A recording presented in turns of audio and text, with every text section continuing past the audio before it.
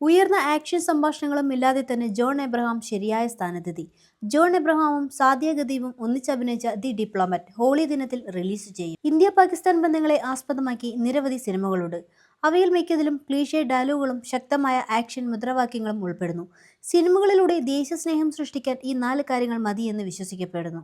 John എബ്രഹാമിന്റെ വൈകി പുറത്തിറങ്ങിയ the diplomat ഈ സിനിമകളിൽ നിന്നെല്ലാം വ്യത്യസ്തമാണ്. ബേബി, എ വെനസ്ഡേ എന്നിവയുടെ നിശബ്ദ പ്രഭാവം ഈ സിനിമയിൽ കാണാം.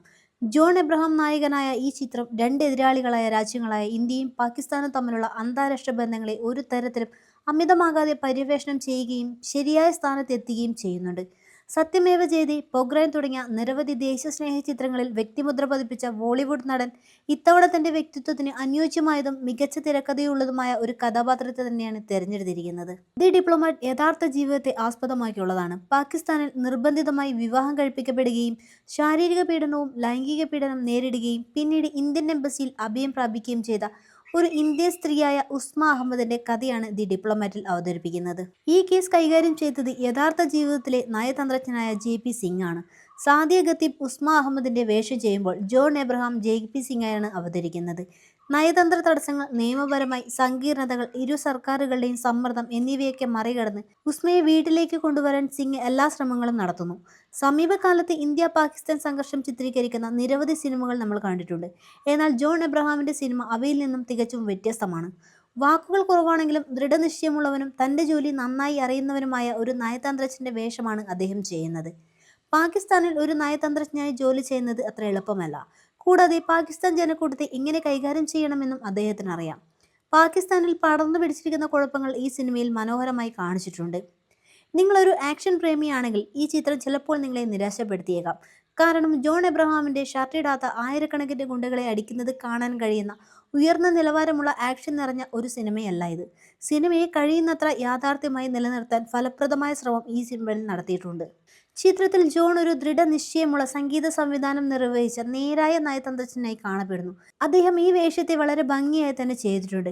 എപ്പോഴും ശക്തി പ്രകടിപ്പിക്കുകയും ഗ്ലാമർ ശരീരം പ്രദർശിപ്പിക്കുകയും ചെയ്യുന്ന നടൻ ഇത്തവണ ഒരു സ്യൂട്ട് ബൂട്ടിലാണ് ഓരോ ഫ്രെയിമിലും പ്രതിഫലിപ്പിക്കുന്നത്.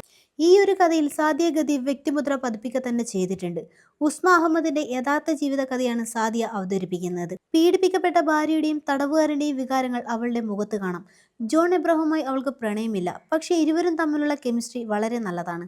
ഉസ്മയുടെ അഭിഭാഷകനായി കുമുദ് മിശ്രയും വിദേശകാര്യമന്ത്രി സുഷമ സ്വരാജിന്റെ വേഷത്തിൽ രേവതിയും അഭിനയിക്കുന്നു. ഇരുവരും വളരെ മികച്ച പ്രകടനമാണ് ഈ ഒരു പടത്തിൽ കാഴ്ചവെക്കുന്നത്. ISI ജീവനക്കാരനായും സാദിയ കഥാപാത്രത്തിന്റെ ഭർത്താവായും ജഗത് സദു അഭിനയിക്കുന്നു. അദ്ദേഹം ഈ ഒരു പടത്തിൽ വളരെയധികം ശ്രദ്ധേയനാണ്. ഉസ്മയെ അടിക്കുമ്പോഴെല്ലാം നിങ്ങൾക്ക് വേദനയും കഷ്ടപ്പാടും അനുഭവപ്പെടും. ജഗത്തിന്റെ കണ്ണുകളിൽ ക്രൂരത ദൃശ്യമാണ്.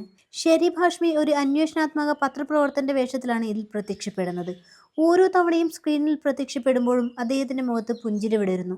ഈ ഒരു സിനിമയുടെ ഏറ്റവും ദുർബലമായ ഒരു ഭാഗം എന്ന് പറയുന്നത് അതിന്റെ സംവിധാനമാണ്. ശിവൻ നായരുടെ സംവിധാനത്തിൽ ചില പോരായ്മകളുമുണ്ട്. സിനിമയിൽ അദ്ദേഹം യഥാർത്ഥ ജീവിതത്തിലെ പേരുകൾ ഉപയോഗിച്ചിട്ടുണ്ടെങ്കിലും നേതാക്കളുടെ പേരുകൾ ഉപയോഗിക്കുന്നത് ഒഴിവാക്കിയിട്ടുമുണ്ട്.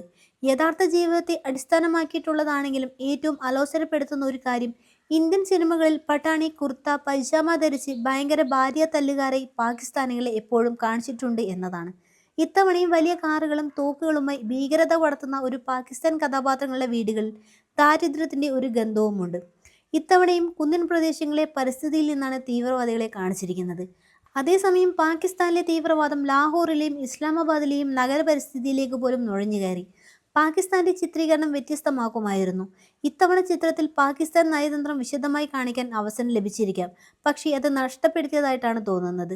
തീവ്രവാദത്തിൽ മാത്രം ഒതുങ്ങിപ്പോയി. ഇതിലെ ഓരോ കഥാപാത്രത്തിന്റെയും അഭിനയം പ്രശംസനീയമാണ്, പക്ഷേ സിനിമയുടെ പശ്ചാത്തലം വളരെ കുറവാണ്. പുതിയതും വ്യത്യസ്തമായ എന്തെങ്കിലും കാണിക്കാനുള്ള അവസരം സംവിധായകൻ നഷ്ടപ്പെടുത്തി എന്ന് വേണം പറയാൻ. ഇതിനു പുറമെ പാകിസ്ഥാനികളുടെയോ തീവ്രവാദികളുടെ ഇടയിൽ കുടുങ്ങിപ്പോകുന്ന ഒരു ഇന്ത്യൻ പെൺകുട്ടിയെ ഇതിനു മുമ്പ് നിരവധി സിനിമകളിലും വെബ് സീരീസുകളും കാണിച്ചിട്ടുണ്ട്. യഥാർത്ഥവും പുതിയതുമായ കഥയാണെങ്കിലും അത് പരിചിതമാണെന്ന് കാണുന്നവർക്ക് തോന്നും. എന്നിരുന്നാലും ചിത്രം നിങ്ങളെ ബോറടിപ്പിക്കില്ല എന്നത് വാസ്തവമാണ്. പ്രേക്ഷകർക്ക് കോട്ടുവായിടാൻ ഒരു അവസരം പോലും ലഭിക്കില്ല.